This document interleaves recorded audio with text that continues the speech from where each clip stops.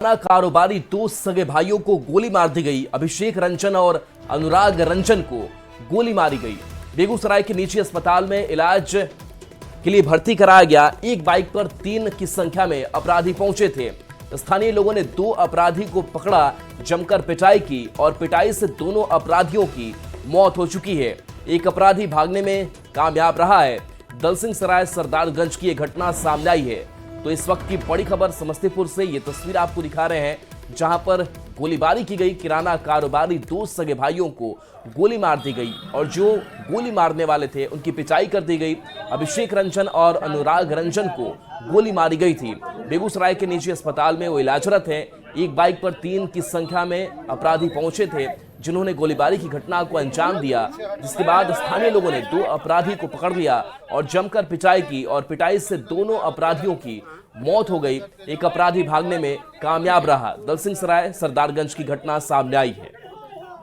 समस्तीपुर में लगातार अपराधियों का तांडव देखने को मिल रहा है और अभी सरे शाम अपराधियों ने दलसिंहसराय के सरदारगंज इलाके में एक किराना कारोबारी को निशाना बनाया और वहां पर 2 भाई जो किराना कारोबारी थे, सगे भाई थे, उन्हें गोली मारकर गंभीर रूप से जख्मी कर दिया है। और आपको बता दें कि इस घटना के बाद स्थानीय लोगों के द्वारा 2 अपराधी को भी पकड़ लिया गया और उसके बाद वहां पर उनकी जमकर पिटाई की गई और जो जानकारी मिल रही है, इस घटना में दोनों अपराधी की मौत हो गई है। घटना की जानकारी मिलने के बाद पुलिस मौके पर पहुंचकर मामले की जांच में जुट गई है। लेकिन जिस तरह से लगातार आपराधिक वारदात में बढ़ोतरी हो रही है और लोग खुद कानून को हाथ में लेकर अपराधियों को मौकाए वारदात पर ही सजा दे डाली, कहे तो अपराधी मॉब लिंचिंग के शिकार हुए हैं वहां पे और एक अपराधी जो थे वहां से भागने में सफल रहे। बाइक सवार 3 की संख्या में अपराधी आए थे और किराना दुकान को लूटने का प्रयास उनके द्वारा किया गया, विरोध किया गया और फिर उनके द्वारा गोली चलाई गई। 2 सगे भाई जो थे वहाँ पे 2 लोगों को गोली लगी और वो जख्मी हो गए। दलसिंहसराय अनुमंडलीय अस्पताल से उन्हें रेफर किया गया है और जो जानकारी मिल रही है उनका इलाज बेगूसराय कराने के लिए परिजन ले गए हैं। और अभी घटना स्थल पर पुलिस अधीक्षक सहित कई वरीय पुलिस पदाधिकारी पहुंच गए हैं और पूरे मामले की जांच में जुटे हुए हैं। Mukesh Kumar, news 18 network, Samastipur. और इसी बीच भागलपुर से भी बड़ी खबर सामने आ रही है, जहां पुलिस टीम पर हमला हुआ है। नाथनगर ललमटिया में पुलिस टीम पर हमला किया गया है। शराब तस्करों ने हमला बोला है। छापेमारी करने गई पुलिस पर हमला किया गया। आपको बता दें कि महिलाओं ने पुलिस पर पथराव किया। पथराव में 3 पुलिस जवान घायल हो गए हैं। पुलिस गाड़ी को भी नुकसान पहुंचाया गया है। मौके से 20 लीटर देसी शराब जब्त किया गया। पुलिस ने कई लोगों को हिरासत में भी लिया है और पुलिस की हिरासत में कई महिलाएं भी शामिल हैं। तो आपको याद होगा कि 2016 में शराबबंदी हुई थी और महिलाओं के कहने पे ही शराबबंदी हुई थी, लेकिन अब उसी शराबबंदी में महिलाएं संलिप्त नजर आ रही हैं, शराब तस्करी करती हुई नजर आ रही हैं। शराब तस्करों पर हमला बोला गया है और इसमें महिलाएं भी शामिल थी। आपको बता दें कि छापेमारी करने गई पुलिस टीम पर हमला किया गया। जम्मू में शीतला माता मंदिर में चोरी की वारदात को अंजाम दिया गया है। चोर की करतूत सीसीटीवी में भी कैद हो गई है। तस्वीर में साफ देख सकते हैं कि चोर मंदिर में दाखिल होता है, पहले शीतला माता को प्रणाम करता है और उसके बाद मंदिर में रखे बर्तन के साथ चढ़ावा और नकदी चुराकर फरार हो जाता है। सीसीटीवी फुटेज के आधार पर पुलिस चोर की पहचान में जुट गई है। तो तस्वीर देखिए किस तरीके से चोर चोरी करने से पहले माता को प्रणाम करता है, उसके बाद से बर्तन चढ़ावा और यहाँ पर जो पूजा के लिए बाकी चीजें रखी गई थी उसको लेकर के वो फरार हो जाता है। पुलिस मामले की तफ्तीश में जुटी है। खबर गया से है, जहां सरकारी स्कूल में एमडीएम के चावल की चोरी का वीडियो अब वायरल हो रहा है। वायरल मामले में डीएम ने टीचर को निलंबित करने के आदेश दिए हैं, साथ ही 24 घंटे के भीतर स्पष्टीकरण भी मांगा है। दरअसल एमडीएम के तहत मिलने वाले चावल की कालाबाजारी का एक वीडियो वायरल हुआ है। वीडियो बता दें आपको कि गया के फतेहपुर मिडिल स्कूल का बताया जा रहा है। वीडियो में स्कूल से एमडीएम का चावल ऑटो रिक्शा पर लाद करके ले जाते देखा जा रहा है। वीडियो वायरल होने के बाद डीएम डॉक्टर त्यागराजन ने जिला शिक्षा पदाधिकारी को विशिष्ट शिक्षक रंजीत कुमार के खिलाफ प्राथमिकी दर्ज करने की साथ ही निलंबित करने के आदेश भी दिए हैं। साथ ही साथ जिला कार्यक्रम पदाधिकारी प्रखंड शिक्षा पदाधिकारी और प्रखंड साधन सेवी से 24 घंटे के अंदर स्पष्टीकरण मांगा है। जश्न में फायरिंग बिहार पर भारी पड़ रही है। पटना में बर्थडे पार्टी के दौरान फायरिंग में गोली लगने से 5 साल की बच्ची की दर्दनाक मौत हो गई, जबकि बड़ी बहन जिंदगी और मौत से जूझ रही है। ये रिपोर्ट देखिए।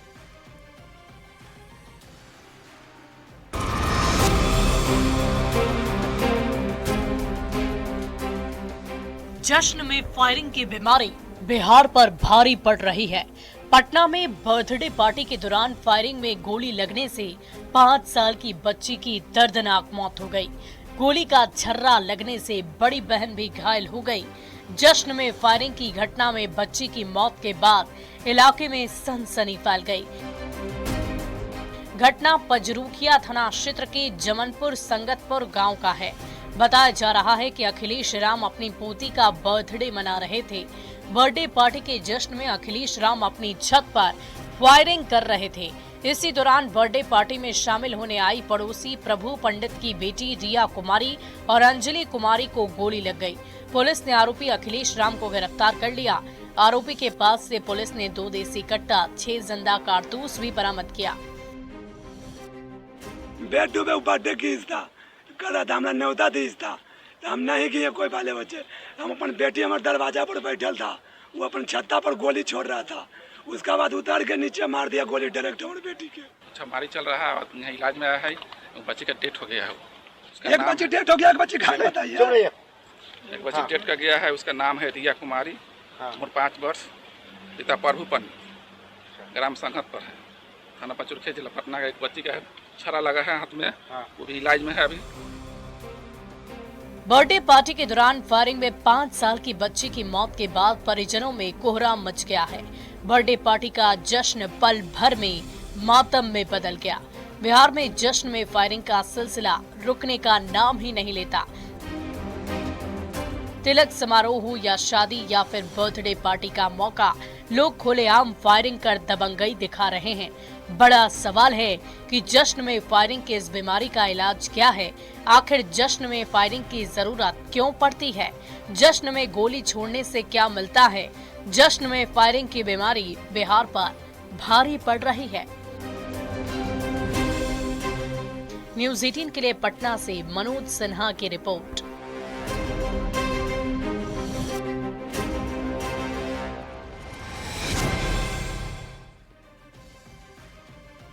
और इसी बीच मोतिहारी से भी बड़ी खबर सामने आ रही है। दक्षिण कोरियाई नागरिक गिरफ्तार किया गया है। रक्सौल से एक होटल से गिरफ्तारी हुई है। बड़ी खबर आपको बता रहे हैं मोतिहारी से। कई सालों से अवैध रूप से भारत में रह रहा था ये। 6 महीने से रक्सौल के एक होटल में ठहरा हुआ था। यांग के किम के पास इनके आधार कार्ड मिले हैं। भारत से नेपाल जाने के फिराक में था युवक और पुलिस मामले के फिलहाल छानबीन में जुट गई है। नेपाली और भारतीय करेंसी भी बरामद इनके पास से की गई है। विदेशी नागरिक की गतिविधियां खंगालने में पुलिस अब जुट गई है। बड़ी खबर आपको मोतिहारी से बता रहे हैं। अवैध रूप से भारत में रह रहा था युवक और इसकी गिरफ्तारी अब पुलिस ने कर ली है। दक्षिण कोरियाई नागरिक गिरफ्तार किया गया। रक्सौल से एक होटल से गिरफ्तारी हुई है। समस्तीपुर में law and order out of order हो चुका है। बेखौफ अपराधियों ने एक बार फिर समस्तीपुर में तांडव मचाया है। अपराधियों ने दिन दहाड़े ज्वेलरी शॉप में लूट की वारदात को अंजाम दिया और दुकानदार को गोली मार दी। ये रिपोर्ट देखिए। समस्तीपुर में एक के बाद एक लूटकांड। दिन दहाड़े ज्वेलरी दुकान में लूटपाट। समस्तीपुर में law and order out of control हो गया है। बेखौफ अपराधियों का तांडव लगातार जारी है। अभी अभी अपराधियों ने बैंक ऑफ महाराष्ट्र में लूट की बड़ी वारदात को अंजाम दिया था। अपराधियों ने एक बार फिर बड़ी वारदात को अंजाम दिया है। दिन दहाड़े अपराधियों ने ज्वेलरी शॉप को निशाना बनाया है। अपराधियों ने ज्वेलरी शॉप से 2 लाख कैश और दुकान में रखे ज्वेलरी लूटी है। विरोध करने पर दुकानदार को गोली मारकर जख्मी कर दिया। घटना कल्याणपुर थाना क्षेत्र के मोहनपुर तारा चौक की है, जहां बाइक पर सवार होकर 3 अपराधी आए और ज्वेलरी दुकान में जमकर तांडव मचाया। चढ़ा दुकान पर पिस्टन निकाला, बोला है सब खोलो, खुला हुआ था ही। इसी दौरान गोली लग गया है। जो तिजोरी में था चांदी यार वो सब अपना लेके गया है। दुकान पर हाफ डाउन किया है, फिर गाड़ी लगा करके ट्रंक के पास में, और तब एक आदमी पहले घुसा और पिस्टल निकाल करके बोले हैं जे निकालो सब खोलो। तो बोले मेरे मालिक साहब बोले हैं जो हम स्टाफ हैं जो ये सब खुला हुआ है ये सब ले लीजिए आप। मालिक आ रहा है तो खोलेगा, जितने देर में पैर में गोली चला दिया है। उनके द्वारा बताया जा रहा है कि लगभग 1.5 लाख से 2 लाख के आसपास का उनका सामान ले गए हैं। लॉकर नहीं खोल पाए, लेकिन जो बगल में एक और ड्रॉर था उसमें से जो है वो जो भी उनको मिला कुछ डिब्बे वो निकाल के ले गए हैं। पुलिस के द्वारा तत्काल इसमें 2 टीम गठित की गई है। एक टीम छापामारी के लिए और दूसरी टीम जो है तकनीकी अनुसंधान कर रही है। लूट की बड़ी वारदात के बाद पुलिस मामले की जांच में जुट गई है। पुलिस ने अपराधियों की गिरफ्तारी के लिए 2 टीमें बनाई हैं, जो छापेमारी में लगी है। लेकिन लूट की इस वारदात के बाद कई सवाल उठ रहे हैं।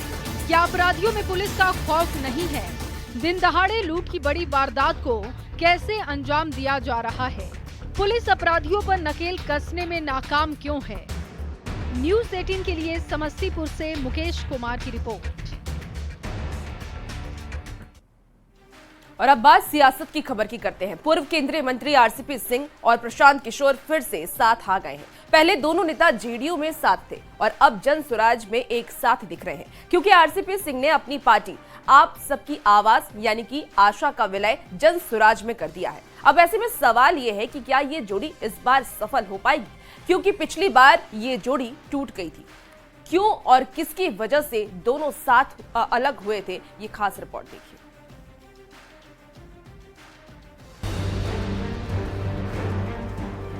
सितंबर 2018 ये वो वक्त था जब बिहार के मुख्यमंत्री नीतीश कुमार चुनावी रणनीतिकार प्रशांत किशोर को पार्टी उपाध्यक्ष के तौर पर जेडीयू में लेकर आए। तब प्रेस कॉन्फ्रेंस में नीतीश कुमार की बाईं ओर वशिष्ठ नारायण सिंह और दाहिनी ओर प्रशांत किशोर बैठे थे। यही वो तस्वीर थी जो राजनीतिक पर्यवेक्षकों की आंखों में खटकी, क्योंकि इससे पहले हमेशा आरसीपी सिंह ही नीतीश की दाहिनी ओर दिखते थे। सियासी गलियारों में ये चर्चा तेज हो गई कि आरसीपी का कद छोटा करने के लिए पीके को राष्ट्रीय उपाध्यक्ष बनाया गया। पर समय तेजी से बदला और जब 2020 में आरसीपी को जेडीयू का राष्ट्रीय अध्यक्ष बनाया गया, उसी साल पीके ने जनता दल यूनाइटेड से अपना नाता तोड़ा। 2015 में 7 प्रशांत किशोर और आरसीपी सिंह ने नीतीश कुमार के लिए मजबूती से काम किया। अब उसके बाद देखिए स्थिति परिस्थिति कहां बदली, कहां चले आए आपको आरसीपी सिंह और कहां चले आए प्रशांत किशोर। ऐसा कहा जाता है कि आरसीपी की वजह से प्रशांत किशोर जेडीयू से बाहर हुए थे। आरसीपी जेडीयू के राष्ट्रीय अध्यक्ष थे और पीके राष्ट्रीय उपाध्यक्ष। आरसीपी का पद भले ही बड़ा था, लेकिन कद में प्रशांत किशोर उनसे ऊपर आके जाते थे। सीएम नीतीश के आंख कान नाक माने जाने वाले पीके पार्टी में दूसरे नंबर के नेता बन गए थे। सीएम नीतीश के एकदम खास, लिहाजा ये आरोप लगता रहा कि आरसीपी को ये नागवार गुजरा और पीके को जेडीयू से ठिकाना लगाने में बड़ी भूमिका निभाई।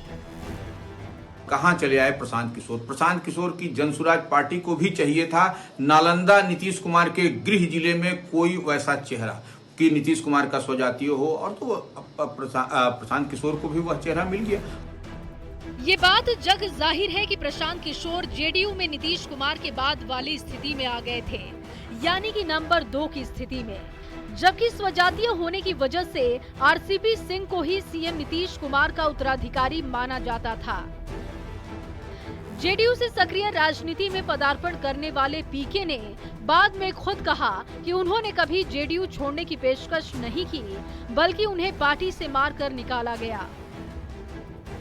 पीके का इशारा किसकी ओर था, ये सब जानते हैं। देखिए, दोनों तो जदयू में थे, एक राष्ट्रीय उपाध्यक्ष थे, एक राष्ट्रीय अध्यक्ष रहे। तो इस पे कौन करा रहा है, कैसे हो रहा है, इस सब बिहार की जनता तो जानती ही है।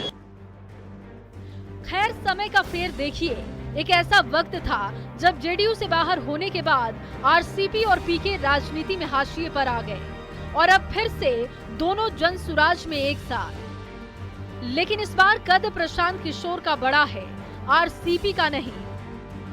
ऐसे में देखना होगा कि विधानसभा चुनाव में पीके आरसीपी की भूमिका को किस कदर भुनाते हैं। पटना संवाददाता आनंद अमृतराज अमित कुमार के साथ ब्यूरो रिपोर्ट न्यूज़ 18। इधर पीके और आरसीपी की जोड़ी पर एनडीए ने हमला बोला है। जेडीयू ने दोनों को फूंका हुआ कारतूस बताया। जेडीयू ने दोनों को राजनीति का विषैला कीटाणु बताया, तो बीजेपी ने कहा कि इससे कोई फर्क नहीं पड़ने वाला है।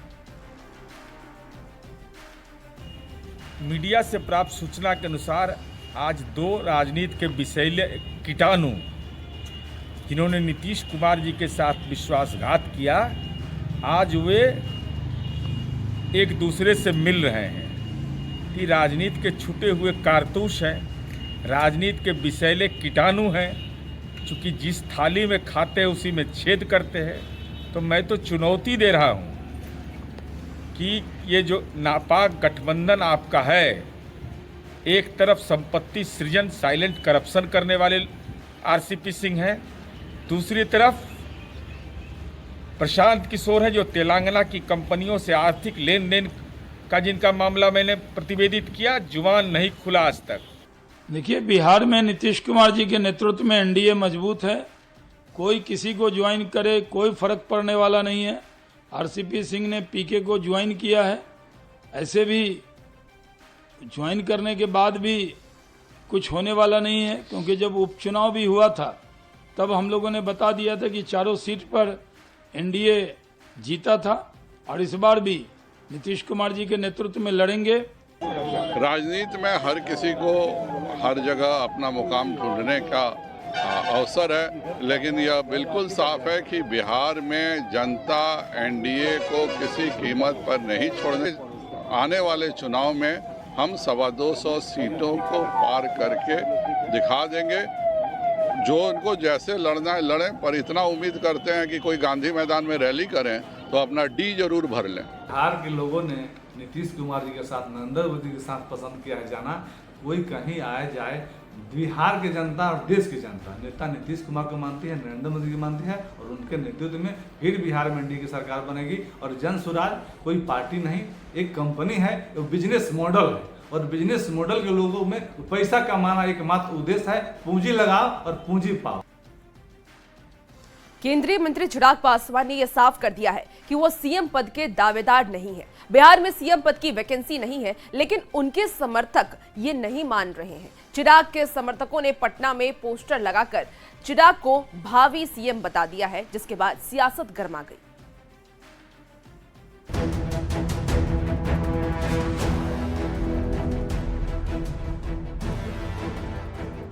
मेरी मुख्यमंत्री बनने की या किसी पद पर जाने की कोई महत्वाकांक्षा नहीं है। मौजूदा परिस्थिति में तो वैकेंसी भी नहीं है। लोक जनशक्ति पार्टी रामविलास के राष्ट्रीय अध्यक्ष चिराग पासवान साफ कर चुके हैं कि उन्हें सीएम बनने की कोई इच्छा नहीं है। बिहार में सीएम पद की वैकेंसी भी नहीं है, लेकिन चिराग के पार्टी के कार्यकर्ता और नेता उन्हें सीएम के रूप में देखना चाहते हैं। चिराग के उत्साही समर्थकों ने पटना के चौक चौराहों पर पोस्टर लगा दिया। पोस्टर में चिराग पासवान को बिहार का भावी सीएम बताया गया। विधानसभा चुनाव से पहले पोस्टर पॉलिटिक्स ने एक बार फिर से बिहार की सियासी पारी को चढ़ा दिया है। देखिए, राजनीति करने वाले हर लोगों को उनके समर्थकों की इच्छा अपने नेता के प्रति बड़े भाव का रहता है और हमारे सक्षम नेतृत्व इस पर स्पष्ट कर चुके हैं। इस पर कुछ कहने की जरूरत नहीं है। एनडीए में तो मुख्यमंत्री पद को लेकर के सिर फुटवल शुरू हो गया है और श्री चिराग पासवान जी की पार्टी ने अपने नेता को मुख्यमंत्री का उम्मीदवार बिहार का बताया है। ये श्री चिराग पासवान जी भी समझ रहे हैं कि जेडीयू बीजेपी मिलकर सत्ता की मलाई खा रहा है। हर दल के कार्यकर्ताओं की इच्छा होती है कि उनके नेता शीर्ष पद पे रहें, लेकिन ये इच्छा एलजेपी की नहीं है, ये भाजपा की रणनीति है कि पुनः नीतीश कुमार को पूरी तरह कैसे समाप्त करें। एनडीए में शामिल सभी दलों के नेताओं ने पिछले महीने राज्य के सभी जिलों में एनडीए कार्यकर्ता सम्मेलन में फिर मुख्यमंत्री नीतीश कुमार के नारों के साथ 25 से 30 फिर से नीतीश का जो नारा लगा करके संकल्प लिया, उससे तस्वीर स्पष्ट है। चिराग पासवान को सीएम प्रोजेक्ट करने वाले पोस्टर से सियासत गर्मा गई है, लेकिन चिराग पासवान पहले ही साफ कर चुके हैं कि वो एनडीए का हिस्सा हैं। सपने में भी पीएम मोदी से अलग होने की नहीं सोच सकते हैं। सीएम बनने की उनकी कोई लालसा नहीं है। हालांकि विपक्ष इस पोस्टर को लेकर एनडीए पर सियासी हमले कर रहा है। न्यूज 18 के लिए पटना से संजय कुमार के साथ लखीसराय से राकेश कुमार की रिपोर्ट।